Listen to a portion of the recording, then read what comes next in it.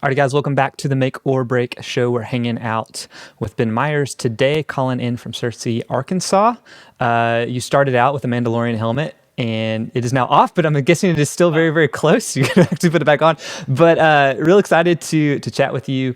We were talking a little bit that we do a lot of similar things, which I think is pretty funny. So you've got a traditional wood shop, but you do a lot of more nerdy computer side of things with that too, with like lasers and all that. So excited to get into your journey and all the tools and all the stuff that you make, man.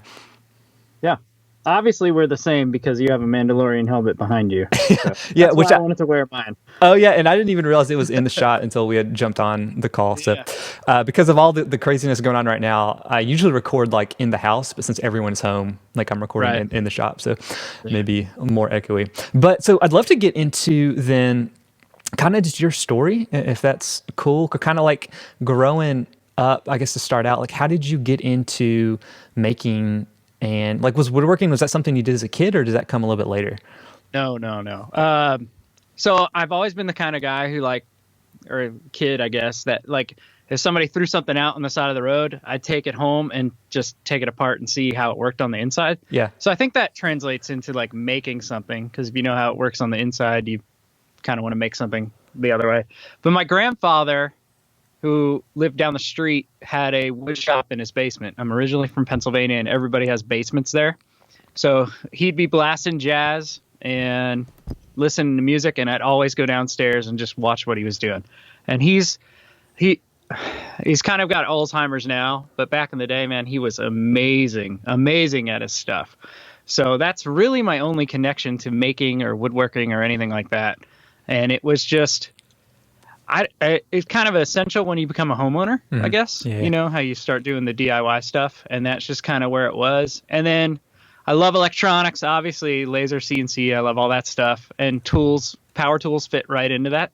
So it was just like, oh, this is a cool tool. I want to buy it. What do I make with it now? I definitely go the wrong way on purchasing things.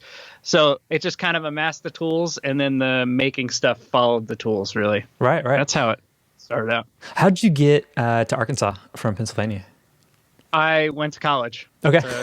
Christian. Yeah. Why would I go to Arkansas? There's nothing here. But there's a Christian college. I'm a Christian. I went down for that and stayed cool. in the city. Loved the city. Yeah. So. Yeah. The little town, I should say. Gotcha. How far is Searcy from like Little Rock? It is about 40 minutes or so. Okay, so you're pretty close. Yeah, we're kind of in between Little Rock and Memphis. Got it. Okay, cool. Yes, I grew up an hour-ish south of Memphis in Oxford, Mississippi. So that's where. So I'm just pretty close to you. Yeah. Yeah. Or was pretty close to. My brother is still there now, but cool. So you got a house. What did you like? Was this or is this currently your day job? No. Okay, got you. Because I feel like you have a ton of people I always see in your shop. I'm like, does he have employees? And you put out a ton of stuff. So what's your day job then? No. I am an exterminator. Oh, cool. Okay. That's what I do, a day job. But I get so many accounts to run every month. And it's basically like I am contract for them. It's not the case, but that's kind of how it ends up being.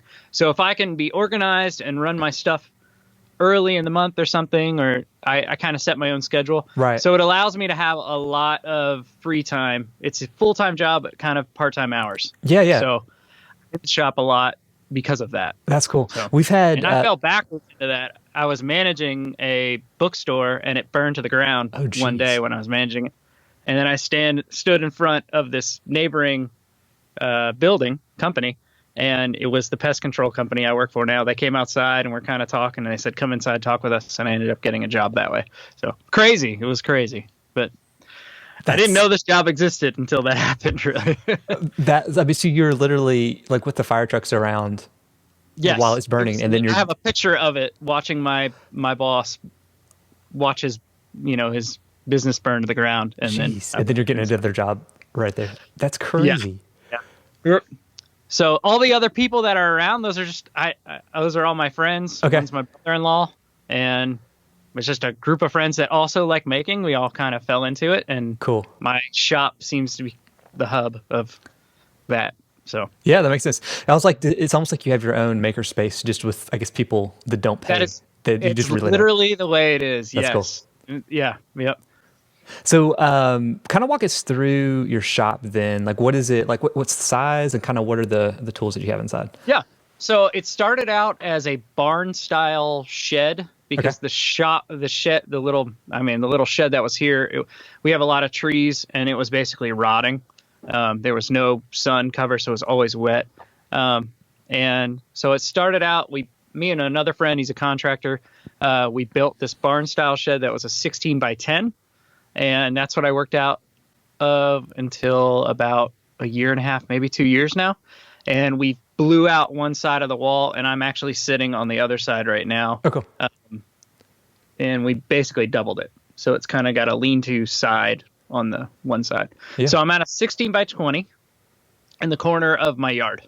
Okay. And then it always looks very organized because if I'm not organized, I can't fit anything in here. Yeah. If I'm making like a kitchen table, you're literally running into stuff all the time. That's just how it is.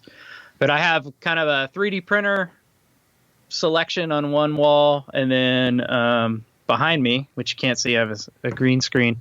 I have my table saw, and then around the other side is a bandsaw and drum sander. Then I have a laser, and then I've always made it to where I have like a longer desk where you can fit about 3 people in their computers on one wall, because I'm always doing something computer work usually. Yeah. So. Yeah. So you said I have the CNC on the other wall. So gotcha. And you said there's like 2 other folks that use it as well. They're kind of in and out. yeah, well, there's more than 2, but usually my brother-in-law, he's crazy. He doesn't have internet on his phone or at home. What? Okay. Yeah, one of the only people that do. He's a teacher, and right now during this weird stay-at-home time, he has to come over and use my internet a lot. Oh, gotcha. So, yeah. Since it's detached, anybody, I have one of the keypad locks. Cool. So anybody can come in and use it. That's and fine. They're all my really close friends or brother-in-law, right. so yeah. they just come in and use it. And then I have another friend he's a school counselor, so he's got a lot of time off right now. And he's coming over. He's doing a lot of he's a firefighter, so he's making like door chalks and all kinds of things. He's kind of gotten into it because we were into it, so he got himself a CNC and started cutting. So that's one of the other guys that comes over. Yeah. So you said you kind of started doing like home renovation stuff. Like, how did you go? Or ish, is that right or no? Ish. I didn't renovate. I'm not a contractor. Not renovate, but like I guess building stuff like for the house. Yeah. Okay. Really, like the kitchen table was the first thing I made. Okay. Still there. I still see all the flaws, and I would love to redo it. I think I might actually, with some time now, kind of paint the apron and legs white and put some roundovers on it. That's cool. I just watched your things I did wrong making my first farmhouse table. Right. And I can relate to every single. There are so many screws in that thing. Yes, yeah. It's crazy. Yeah. But yeah, it kind of started with the table, really, table and legs. My grandfather came once we had kids. They would come down every week or 1 week every year, and to spend time with us. And my grandfather's just like me. We have to be moving and doing something. We don't like to just sit and so I would always try to make a something we could make together for that week. And the first time it was that table and benches. That's cool. So we did that, and then a little table and little chairs for when the kids got older. That was another one. So that's kind of really the staple of where I would always try to have something to make, and then when he'd come, I'd try to impress him with something I made.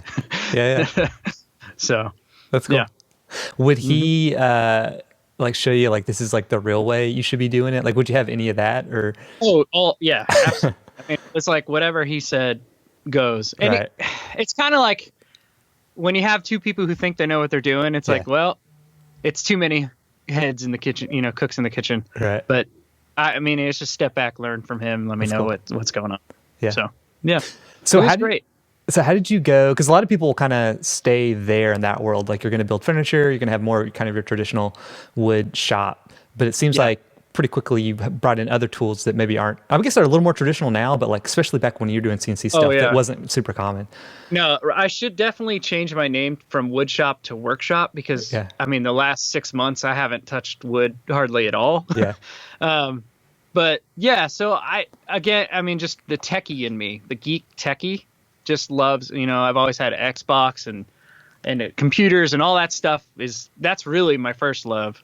And so it was, how do I take that and combine that with woodworking? And a CNC was the first thing. Yeah. So I mean, Inventables X-Carve does a really good job at just putting themselves everywhere, marketing. So I knew nothing. And I was like, I need an X-Carve. And for a year and a half, my wife, I just kept saying, I really want a CNC. I really want a CNC. I really want a CNC. And that was like when I first started taking Myers Woodshop to like, maybe I can make some money, like actually be a business. I wanted to make things and sell them to people around here. And I thought I could do that with a CNC. I could make a sign or something. So eventually, after a year and a half, she broke down and said, do what you want. And that night I ordered it. That's cool. So, it was not cool at the time, but it was, from my wife's perspective, because that's a large chunk of money. Like, and it's a chunk of money for the potential to make money back. Right. So that's really where all of the robots and stuff started. As soon as I got that, I was like, oh, this has opened a whole new world. And, so that's kind of where I started. And like the starting on YouTube, I got a joiner from Cut Tech. I think they just changed their name to something else, but nobody knew what that is. They're actually out of Memphis. I had a connection somehow. The owner of that went to church with my cousin in Memphis, and we connected with that, and they sent me a joiner. And that was my first YouTube video I've ever put out. I didn't know what I was doing. I shot it with a GoPro that didn't have a screen on the back, so I had no idea if I was in frame. Right. The first 5 minutes of the unboxing, I accidentally clicked record before I wanted to record. So when I clicked the button, it was turning it off. So that doesn't even exist. It wasn't I'm going to be a YouTube star later. It was no information exists. Let's go ahead and make a video. Yeah. And I just did it with my brother-in-law. And that's kind of where that started for the YouTube. And then once I got the X-Carve, especially the Shapeoko, once I got that, that's where I was like, I think I'll enjoy that more. Because I really could not sell. If it was me selling items in my town, I would make $0. Really? I went to craft fairs and all that stuff. Can't sell.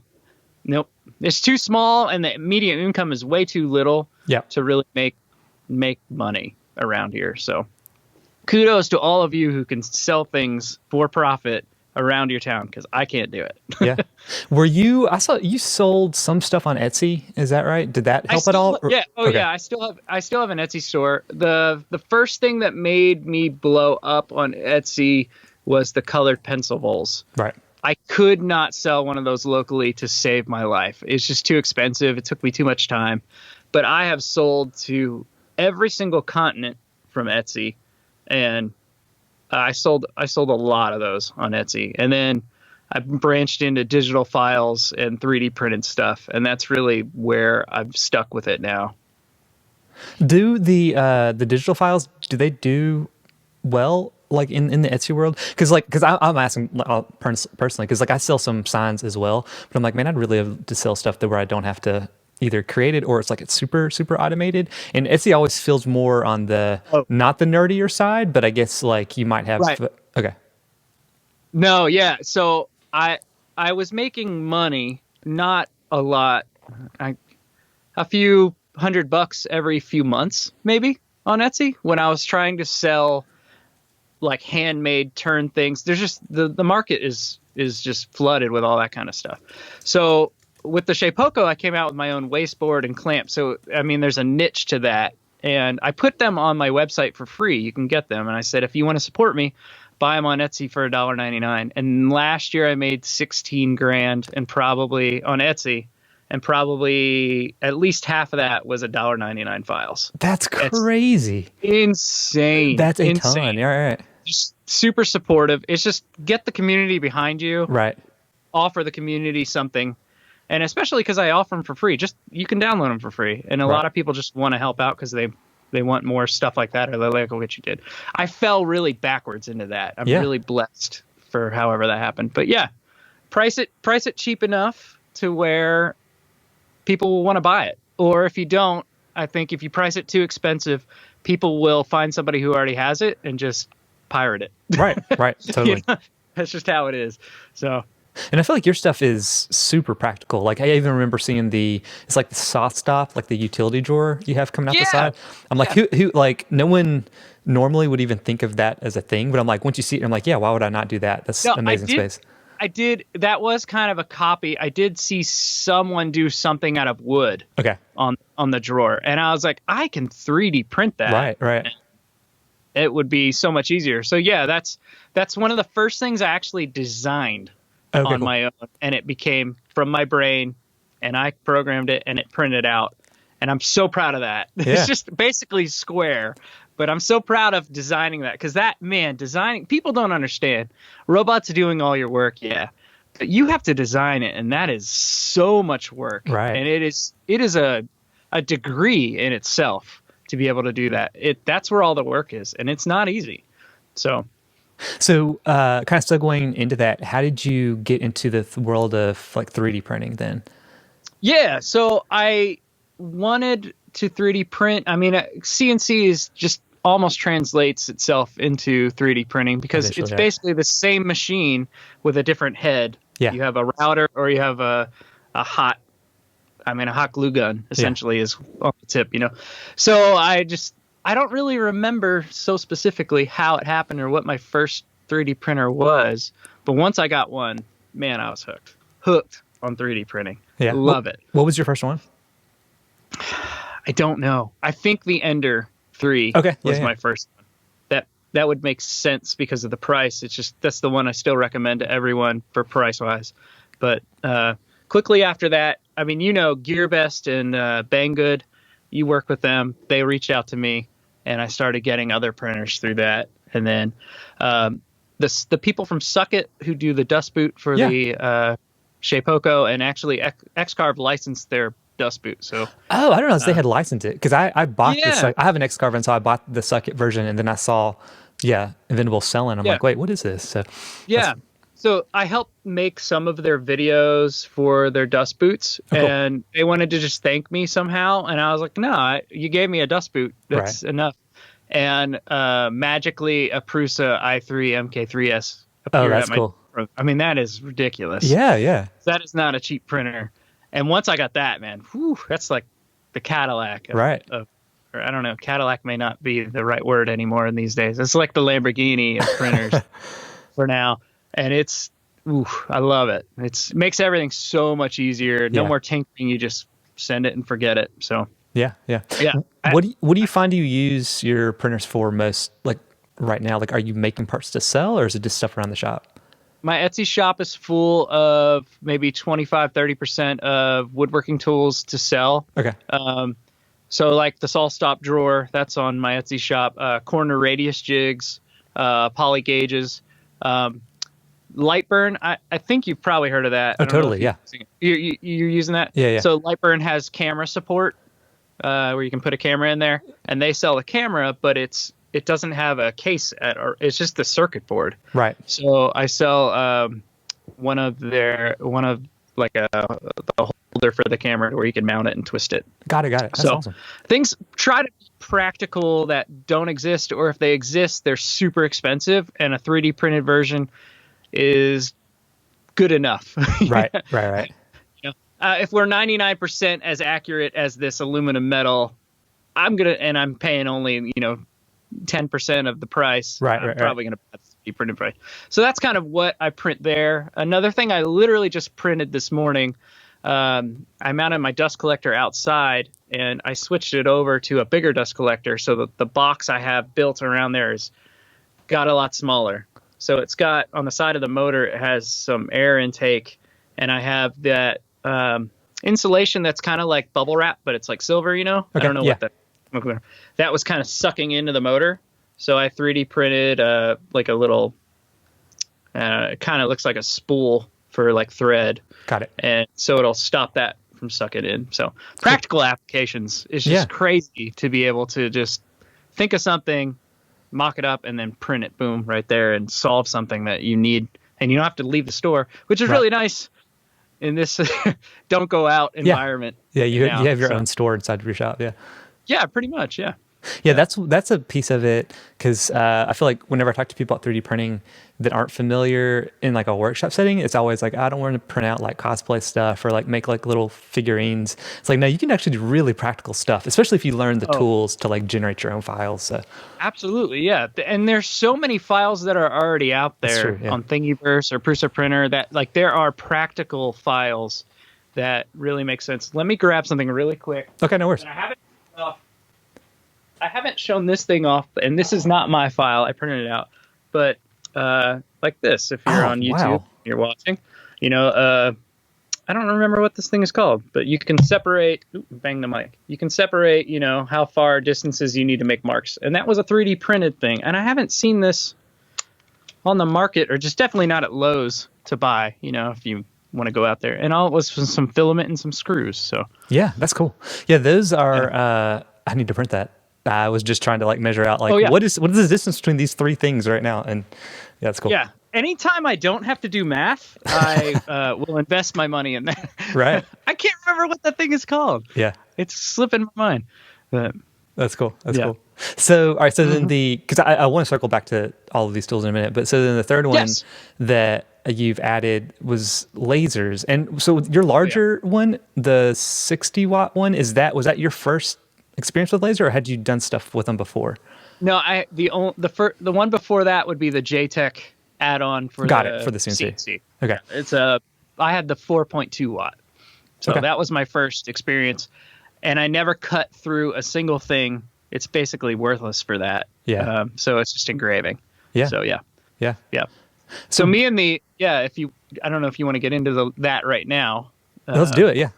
Yeah, but me and the other guy, my brother-in-law Brian, Fiery Squirrel Art, if you're listening and you don't know him, um, he and I both really wanted a laser, and it was expensive enough at the time to where we couldn't afford it on our own, but if we split the cost, we could buy one.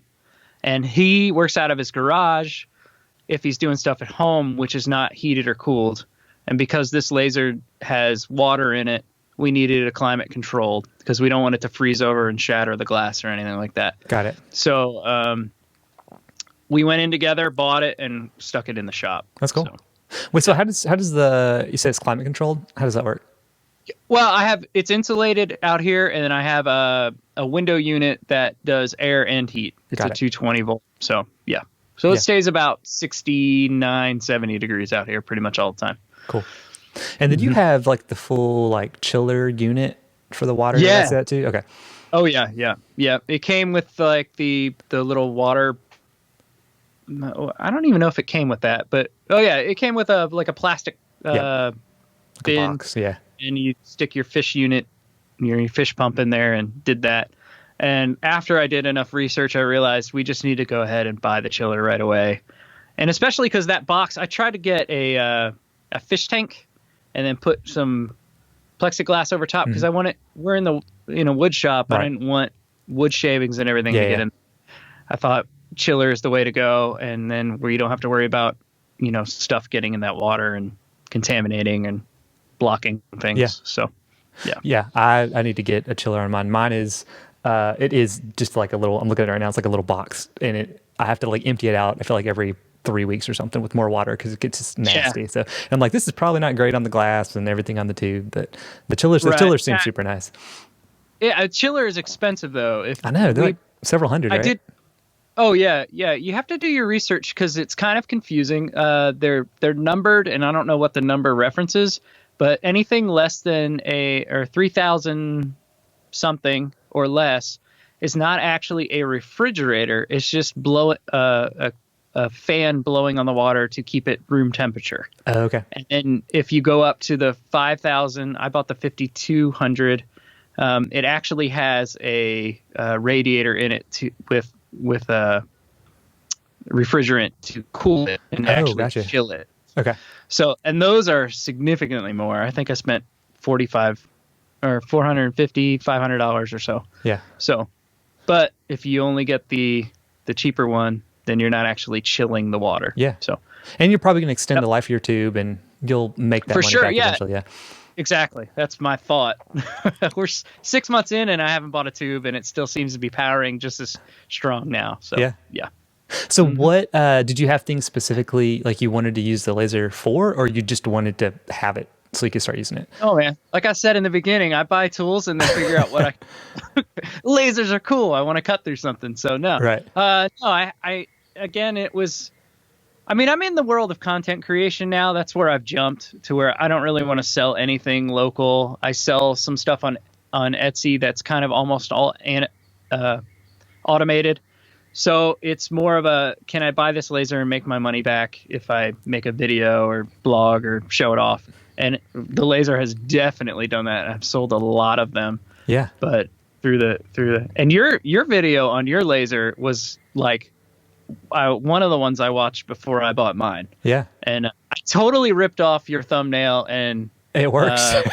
After looking at your it's video, I'm like, so it seems like it's good. working for him too. Yeah. So you were like on top of it. I should have done that. That was even better.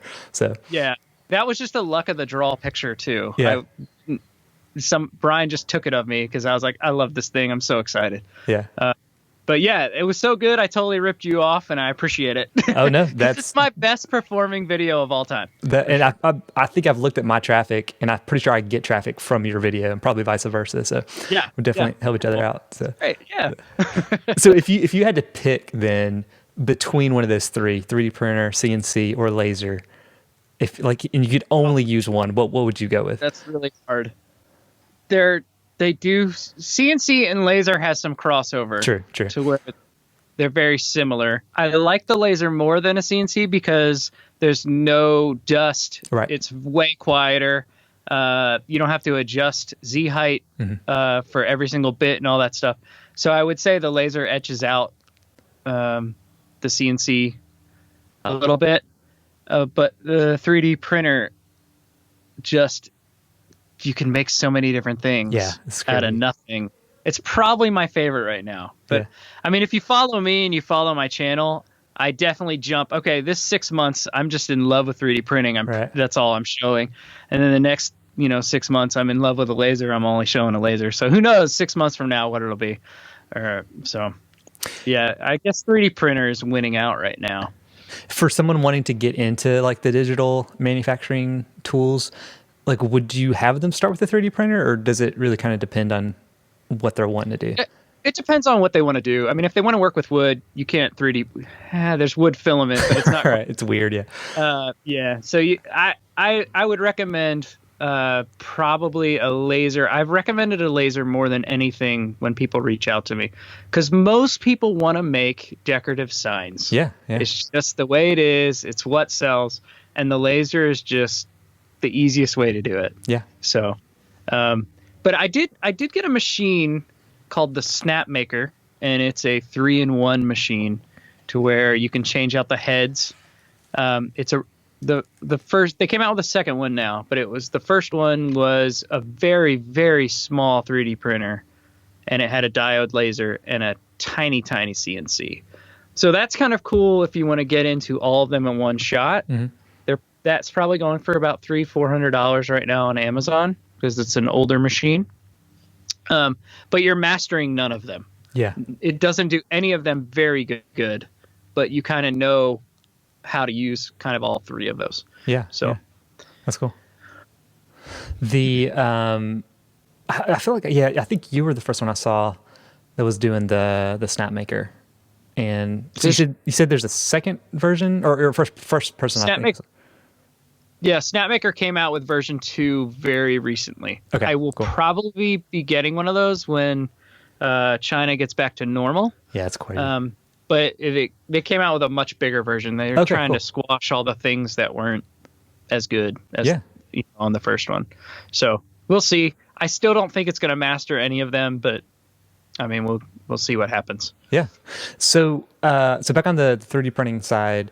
I know in your most recent, or one of your most recent videos, you were doing some stuff with resin printing, but you have like Prusa's resin printer. So I mean, you do for real resin printing, right? Yeah. It's still, for real, it's still very small. I mean, the bed is super tiny, 120 millimeters by 60. So you're not printing anything very big. I I find the resin printer is definitely more for nerdy stuff. Yeah. Really, quite Yeah, yeah. honestly.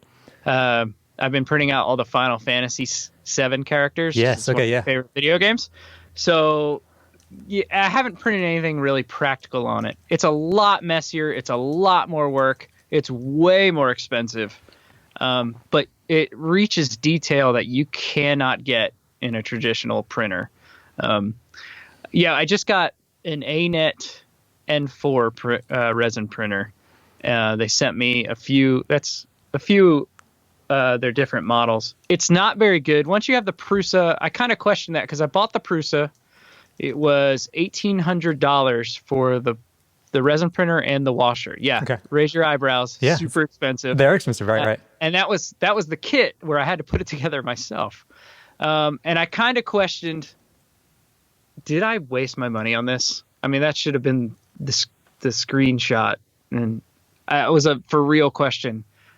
When all the other printers now at least seem to be around $250. Yeah. Like the Lego Mars and stuff. But I hadn't used any of those. I had used all the other printers, the traditional printers, FDM printers, and the Prusa just blew everything away. And I didn't use another resin printer until I got that ANET one. And after using that, I am very thankful I invested in the Prusa because that ANET is trash. It is not good. Yeah. And when I did my video and the ANET people saw it, they were very unhappy. Oh, really? So if people don't think that we're making videos and just putting out fluff content so that we'll get more free things, I definitely don't do that. Right. And I can show you the chat transcript from ANET. They were very mad. Yeah. And I said, make a better printer. Yeah. And I'll show it off. That's good. So yeah. You can make that into another video and get even more clicks. No, they'll never talk to me. They'll blacklist me. Right. Right. I mean, if it's not good, I'm going to let you know because I don't want other people to waste money. I mean, if it's not good and you make a video, I want to know it's not good. Yeah. Yeah. Yeah. So have you said you haven't tried any of the cheaper, like the Elegoo or however you say it, like any of those? No, I haven't. I would like to, but why would I buy one when I have a Prusa? Right. You've got the full thing. Yeah. Yeah. Right. Yeah. And I'm kind of the hub where all my friends come over and use my things. So they're not buying it. Why would they buy one when they can come over and use my resin printer? So it's kind of like if I don't have it, most people around here probably don't have it, and I'll never see it. So I've reached out to Lego to try to send me one, but they didn't. They sent me an Arduino car. Yeah. It's a pretty cool kit. But they said they sell too many of the Mars. They can't keep enough stock to give out to littler reviewers like me. So I'm pretty sure I had the exact same conversation, except I don't have the car. I have the normal kit, I guess. They gave me two. So that's actually what my monitor is sitting on top of, is that box, because I still need to build some cool stuff with it. Yeah. I have that kit too. I actually bought it, I think, a while ago, because when I needed to upgrade the firmware on the Enders, or I wanted to, you needed an Arduino to install a bootloader. Oh, okay, yeah. And this is straight nerd talk right now. Oh, yeah, totally. I did not know what an Arduino was or how to do a bootloader, and after watching a lot of YouTube, now I bought that kit so I can flash. And that's all I've ever used the kit for, to flash firmwares onto 3D print. Is that a world you want to get into, like doing electronics and messing around with like robotics and all that kind of stuff? Or that would be really cool. I don't want to learn anymore. Got it. Okay. I really want to it is a whole nother world to figure out, right? Oh yeah, it'll never stop. Learning will never stop. It's a joke when I say that, sort of. I mean, I'm half after graduate school. I don't want to ever go back to school, but I really want to learn how to program things and make things move on its own, which would be really cool to do. Yeah. But I'm so spread out, and I have so I don't know. Yeah. Maybe in 6 months that's all my channel will be. So we'll see what happens. So what are you really into right now? 3D printing is definitely, that's still where I'm at right now. Yeah. How are you, what do you use to make your files to do 3D modeling and Tinkercad. Tinkercad. Have you heard of Tinkercad? Oh, totally. Yeah, Tinkercad's great. Yeah. So when I got into CNC, there's a lot of different options out there to learn how to program stuff. And that was the first robotic thing I started with. And I think maybe the wrong way if you're going to get into modeling other stuff. I went into Vectric Aspire, Okay, yeah. which will only translate to CNC. And I did not go to the Fusion way, Fusion 360, which I wish, retrospectively looking back, I wish I did, because that would translate over to 3D printing and stuff. So Fusion is a mystery to me. It is, when I open it up, I'm overwhelmed. Yeah. And I'm like, why do I want to learn this when I can already do it in Aspire, and I know what I'm doing in Aspire. So one of the friends that comes over, he is actually learning Fusion and being able to do 3D stuff. So I'm kind of just rely on him to do anything I need in Fusion. Gotcha. And then he cranks it out. If you saw the recent model where we scanned my face and I put it onto a model, he actually did that in Fusion. He took a model that was already made of a paladin holding a sword. We scanned my face with an iPhone 11 and a program called Scandy Pro. And then he combined those two in Fusion to make a model. That's cool. So it's Tinkercad is made by the same people who make Fusion, AutoCAD or Autodesk. Autodesk, yeah. But Tinkercad is limited in its abilities, and it wouldn't suck in the face model because it had too many polygons. Right, it was too complex. Yeah. So yeah, anything that goes beyond Tinkercad, I give to my friend Pete and say, hey, help me out on this because I can't do it. That's cool. So yeah, Tinkercad is super neat. I've only played around with it a little bit, but even on, because I do want to get more into electronics, and I mean they have like circuit boards you can model, and the code blocks and it's Arduino. Crazy. Yeah, stuff, it's really sure, cool. Yeah, what they do. I haven't messed with that at all. Have you used that at all? I've used it a little bit. I haven't gotten super deep into that world yet. I've tried to do some like light displays, like using like light arrays and stuff with like Adafruit, that company. And so they have some of that stuff integrated, but I've done a little bit on, like, I'm pretty good with Fusion, but I've done a little bit with Tinkercad too on their 3D modeling. So yeah, that is something I'd like to get into to make the Arduino do more cool things. Right. I mean, and Raspberry Pi, my limits on Raspberry Pi and understanding that stuff is making Octoprint and Octopi. Yeah. You use any of that? Yeah. So modding that stuff. Gotcha. I have tried to mod a little bit of putting CNC.js on a Raspberry Pi. Okay. That's where I've been tinkering now to see if I can make that happen and skip the whole controller on the CNC and just use it straight off a Raspberry Pi, much like Octopi. So that is like the Octopi version of it's CNC? It's just a G-code, G-code sender. And I'm trying to make it to where I'd like to have something that's an Octopi for CNC. Got it. So it's all automated. I can log in through the internet and stuff. So yeah, I've been messing around with that this last week when I had free time. I haven't made it successfully work. I've had it load, but I can't make it work on anything. So slowly and surely, that's what I'm trying to chip away at. So back what happens. Yeah, so back on the CNC side, the Shapeoko, is that still the one, like the main one that you use right now? That's the main one I have. Yeah, there's one that's coming out. They're very new, and they reached out to a few people, and I'm one of them. They're sending some called the Onefinity CNC. I think they have an Instagram and a Facebook now. I will probably not use my Shapeoko after that thing comes out.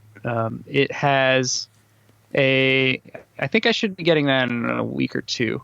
But it has all ball screws as opposed to the belts that are on the X-Carve and Shapeoko. And it has a monitor built in. You don't need a computer. Oh, geez. It basically has what I'm trying to make. It has a controller that's integrated where you don't have to plug a computer into it. It has something in there that is driving everything. You can send things over the internet to it. You can control it with your phone or tablet. So that is something I'm really excited to get. It's made by the people from Suck It, so that's why they reached out to me about it, because I did videos for them in the past. So I was one of the ones they wanted to work with getting the first one. So I'm really excited about that. I think it will be better than the Shapeoko and X-Carve just because of the ball screw rails, the ball screws and no belts in the controller. So we'll see how that goes. But the Shapeoko has been great. Once I had both of the X-Carve and Shapeoko, I sold the X-Carve because the Shapeoko was a better machine Yeah. overall. And now it may happen again with this other machine, the Yeah. Onefinity. We'll see. Yeah, when I got my CNC, like you said, Inventables is super out there. So it's like everything you saw was like X-Carve. And I feel like at the beginning too, they were real big in like the maker online community, like sending out free Yeah. machines. And so I got one. And then, do you know Winston Moy over at Oh yeah. Carbide? Uh-huh. So it was, I think I had him on the podcast before he started, or maybe right when he started with Carbide. But then he started Right. telling me all about their stuff. I'm like, dang it. Like I didn't even know you guys were out there. And yeah, this machine looks so much nicer, just rigid, Yeah. more rigid. And they just seem like good folks. So. Yeah. Winston actually came to my shop when Oh, he cool. did his maker Yeah, travel trip. across the Yeah, he stopped by here and hung out for one night, and we made a stamp together Yeah. on the Shapeoko. So yeah, I think sweet. So on the content creator side of things, it sounds like you started just because you needed a place to put a review because you said it was a planer, is that right, or a joiner? yeah, a joiner. Uh-huh. What made you stick with it and not go the product route, but go more of the I want to create content for people to check out? Once you see the first dollar rolled in for physical content, you're true. like, holy crap, this is real.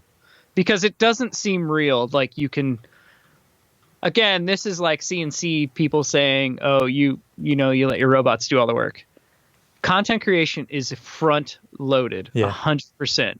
Once that stuff is out, like a video is released, yeah, you sit back and do nothing and you watch, the views come in and money come with it from ad revenue.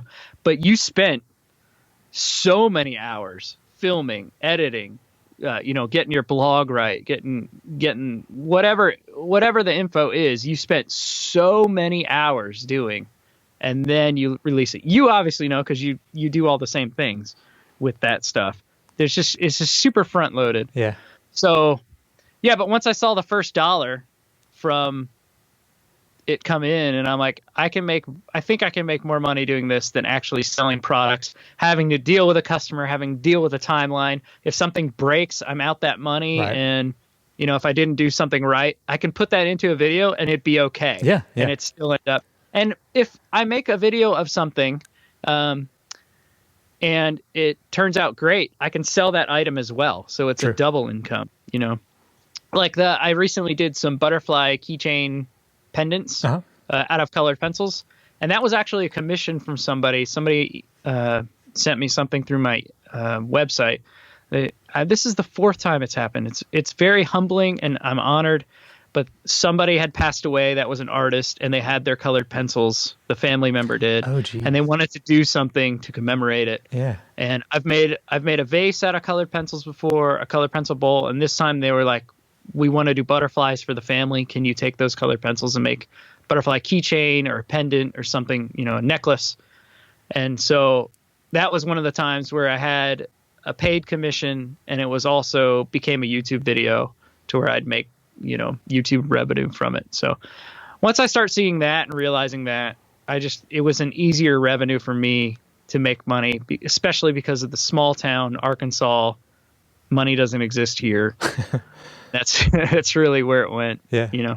So the colored pencils, I did want to ask you about that because I think you were one of the first ones I saw like doing a lot of like building stuff out of lots of colored pencils. Where did that like idea come from to start out? Nick Zamani? Yeah. Okay. NZ wood turning. 100%. I saw him do one and thought that is really cool. I can do that. I think that's what a lot of us creators do. We see something and say, I could do that. And then we try it. And I just happened to be pretty good at it from the start. And I got a lot of really good feedback from it. That's like the first thing I made to where I really blew up on. I mean, it's all relative, blowing up. But at the time, I don't know. I was getting like 10 likes a post, and then I posted, something with a colored pencil ball on it, 50. Right. To me, that was blowing up. Yeah. And so I was like, man, I need to stick with this. Something is here. And then I had a lot of requests, a lot of messaging. Hey, can I get one? Family members loved it, So it became a gift for a lot of people. And yeah, so then, once you make 100 bowls, I don't want to make a bowl anymore. You're at some point you start out with really creative an item and then everybody wants one, so you make a lot of it, and then it becomes boring and work, you know. And I don't want Myers Woodshop to become work, because this is a fun hobby. So it was, what else can I make out of this? So I made a big sign for Fuji sprays, the pendants, Christmas tree ornaments out of it. So it was kind of like, what can I make? And then it kind of became a really big fad around. Yeah. Not saying I started that at all. I did not. Nick did. But it seemed to be like somebody made a guitar out of colored pencils. That was, everybody was sending, and then everybody sends me, did you see this video? Because it was something along the same lines of what I did. I'm like, yeah, I don't want to make a guitar because this guy's already done it. Yeah. So it's, but man, do I get smashed when like DIY Crafts picks it up, or something like these big Facebook companies that just reshare stuff. When they pick up anything colored pencils, if I look at the comments, one was shared, it was like 20 million views for them. Good I Lord. Wish that happened on my YouTube. That would be amazing. But no, for them, they got 20 million views off one of my videos. But when I read the comments, people were like, you're stealing these colored pencils from poor kids in Africa and, whatever. And it was, anything I do with colored pencils, and it gets like that. People just smash it. It's crazy. Yeah. That's, if you're looking and doing YouTube, be prepared to get hate. And if you're not okay with getting hate, don't do YouTube. Yeah. Because you're going to get it. It's just, you got to be creative with how you respond to it, or don't respond at all, Has, so you said this was a hobby. Like, do you want it to stay as a hobby? Like, do you like having that separation between your day job and doing this? I love it that way. Okay. I don't want it to become a full-time job. I mean, things can change and situations can change to where, that may be. But I love my life the way it is right now. I'm very content. I'm very blessed with having the job I have. Although it doesn't seem like a glamorous job, or I'm using a master's degree to do it, which I'm not. But for the state I live in, I make a really good wage, and I never look at the clock and think, oh, I got 4 more hours. I never wake up every day and think I hate my job. And that alone is worth working for. Yeah. And I don't want to lose that unless things drastically change at my job or something. I'm very content with that. And I mean, obviously when you watch me, you see all my friends over and you're thinking, who are these employees or whatever, which isn't the case. It is a friendship. Like guys don't just be like, hey, you want to come hang out and sit on the couch and talk? You don't do that. We need to have something to congregate around or do. Right. And this makes that happen. So this is where my friendships happen in real life, you know, and I want it to stay that way. I love that it's that way. Yeah. So no, I don't want it to be full time. I like making the side money that I make. And I love not having the pressure of clients and all that stuff, and having the weight of the world on my shoulders. I love having an employer having to worry about paying me and making sure the business is open and paying my insurance and all that stuff. So yeah, I'm kind of in the best of both worlds. Yeah, you are. You totally are. Yeah. So I'm really happy where I'm at. That's cool. And I love being able to be like, I want to print a Mandalorian helmet. I print it, and it's fun. It's not, I'm taking away from a business time where I could be making money. Yeah. So, that's where I'm at. Are there any projects coming up that you mentioned 3D printing just in general, but are there some things that you're making or you've got in the works that you're excited about? No, right now, I don't have anything coming up. No, I mean, the major thing that I have in my mind is to redo my kitchen table. Okay. It's kind of what's up. I'm the next thing that's coming is that the Onefinity CNC. So showing that off, using it. I'm sure projects will come because I want to use that machine. But no, I don't have anything really coming up. I have a bunch of videos right now that have been filmed and not edited and put out. So that's what's really coming up. I have a lot of computer editing to come out. I've mounted my dust collector outside, and that's my next video. I have that half edited showing why would you want to do that and the pitfalls or benefits from doing that. Yeah. But I can tell you right now, in a small shop, having an outside is amazing because it is so much quieter. Yeah, yeah. And I got a lot of my shop space back from That's cool. having stuff inside. So I will definitely yeah. watch that because I'm sitting next to mine and it takes up a good portion of the shop. So Yeah, I'm fortunate to have when I built this side of the shop and I did the lean-to style. I left about 4 feet of hanging over on the outside okay, because I have a four-wheeler and the kids' power wheel kind of sit under that. So that's where I stuck the dust cool. collector. I kind of boxed it in on the outside. So I Yeah. already had a roof kind of covering it. So, Yeah, just the yeah. the walls and stuff. That's sweet. But Well, if you have that option, it's pretty good. yeah, yeah. Well, I appreciate your time and chatting. As always, looking forward to seeing the next stuff that you're reviewing or working with, like the tools that like I need to buy that now too because that looks cool.